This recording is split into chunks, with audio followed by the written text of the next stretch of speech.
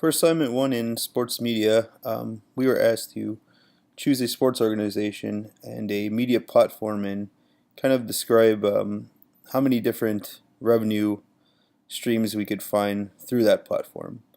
Um, so the team I decided to do my project on is the Chicago Blackhawks. Um, a little background information about the Chicago Blackhawks. It has one of the deepest fan bases in the NHL. It is one of the original six hockey teams in the National Hockey League. Therefore, it's kind of renowned organization that is loved by fans worldwide. Um, well, when we talk about sports, the number one thing that popped in my mind obviously was TV broadcasts. So that was the media platform I chose to choose for this presentation. Um, TV broadcasting to me, I think, is one of the very few ways fans could experience a live event without actually being in the arena. It is something that is treasured by sports fans and something we depend on to gain that experience from our homes or wherever we choose to watch the games. The picture, as you can see, this is the picture I took to represent my selection. It is the TV remote and my Blackhawk jersey. So it was kind of connecting showing the symbolism of what what I think TV broadcast could be displayed as. So just to jump right I'm going to describe a couple revenue streams that the broadcast of the Chicago Blackhawks provides. First thing when we talk about broadcast, we have to talk about broadcasters. The Chicago Blackhawks broadcasters are Pat Foley and Eddie Olczyk. Eddie Olczyk is also a National Hockey League broadcaster, so you hear him in playoffs, but he's one of our hometown guys. So that's the first thing that really makes a broadcast pop is who is actually broadcasting. Now, let's talk about how the Blackhawks generate revenue through TV broadcasting. First thing that popped in my mind was sometimes they'll break from the action on ice, and both Eddie Olczyk and Pat Foley will let the fans at home know that they could buy tickets to upcoming games, and usually there's an overlay at the bottom when they're talking, a quick overlay of a number you could call or a website the team's website you could visit to purchase these tickets. That's one source of revenue where it's advertising of their own property to come in view a game, and here's how you could do it, attracting the viewer or fan to either their websites or the toll-free number. Another thing we see in TV broadcasting a lot, especially in the hockey world, is the halftime recap show. It's previewed by the broadcasters and usually has a sponsor tag to it. So normally you'll hear, stick around for in the next, at the end of this period to have our intermission time sponsored by Captain Morgan, for example.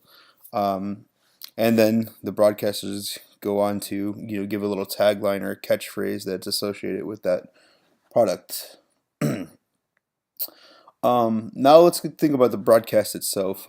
This is the third revenue stream we could see is the actual advertisement that's on the ice, like painted on the ice and tagged along the rink. We have various sponsorships that pay to be in the viewer's eye. Some of them pay bigger money to be a central focal point, like in center ice, where you'll see it centralized throughout the game because of the camera angles. And others pay to be along the rink, where you'll catch them every now and then. But they both serve the same purpose of providing the sponsor of the team and the broadcast to generate revenue by that means of advertisement. Um, Along with the halftime shows, now that when the game kind of wraps up, you'll have obviously before the game we have a pre-game show and a post-game show. Those are both sponsored by specific companies. They always have a name and a name image associated with them on the screen, and the announcers will give a little plug for it, or the broadcasters will give a little plug for it when they are describing to stay tuned to the pregame show. So, for instance, you'll be cool down with a Miller Lite as we watch the Miller Lite post game or pregame show, whatever it may be. So that's another way we see money being generated in the broadcast.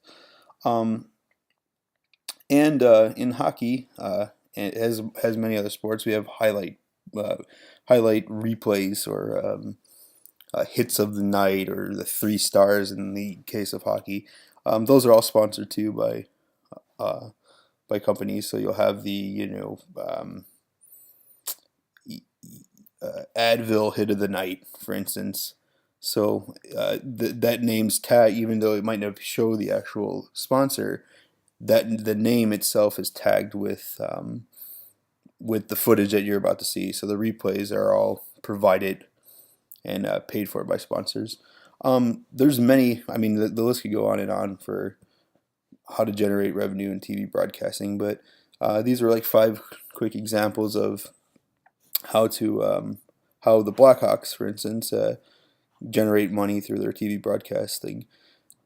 Um, I find it really interesting now to be able to tie the two together. Looking at broadcasting not as just a fan anymore, but how business comes about and how many people are involved in the business that is a TV broadcast, and how things are synced perfectly and set up in a specific manner for the fan or the audience to get attached to that type of intellectual property and be willing to be defined as consumers and be willing to spend money both in the arena and outside the arena through TV broadcasting.